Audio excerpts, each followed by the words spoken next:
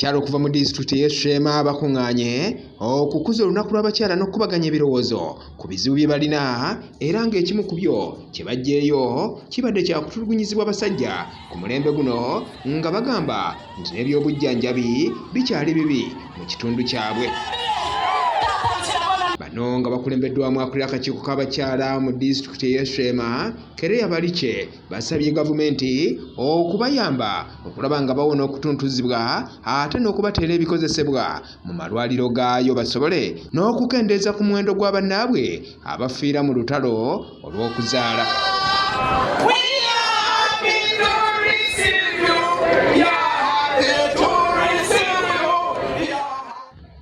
Omukolo guno gwetabiddwako abakulembeze ab'enjawulo okuva mu bitundu eby'eggwanga okubadde baminisita n'ababaka ba palamenti era nga gutandise n'okukumba kw'ossa okulambula emidaala gy'ebintu ebikolebwa abakyala b'e Ssaabaminisita.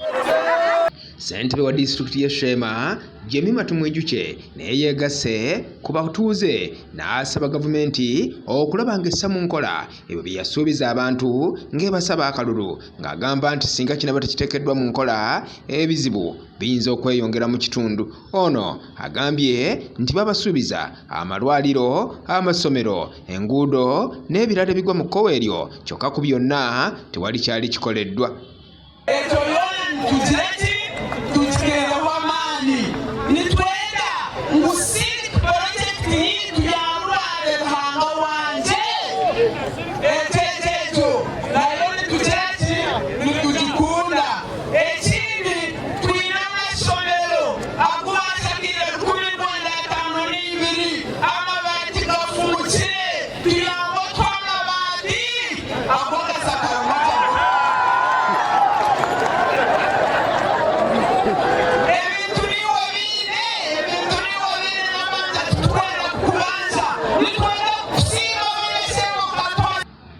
Profesa Ephraim Kamuntu ng'ali wamu ne Dr. Elioda Tumwesige basabye gavumenti nga bayita mu Ssaabaminisita abadde omugenyi omukulu ku mukolo guno okulaba ng'abatuusiza ebirowoozo by'abantu baabwe eri Pulezidenti Museveni ng'ekiwundu tekinnasamba ddagala.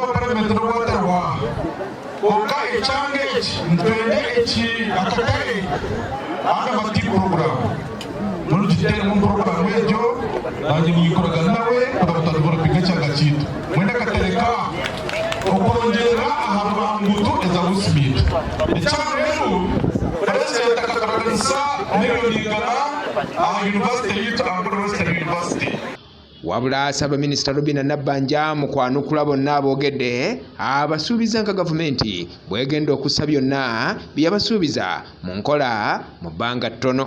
Oluguudo lwa Mwizibwera Nsinga Nyakambu wizi eti joint at Kabowe.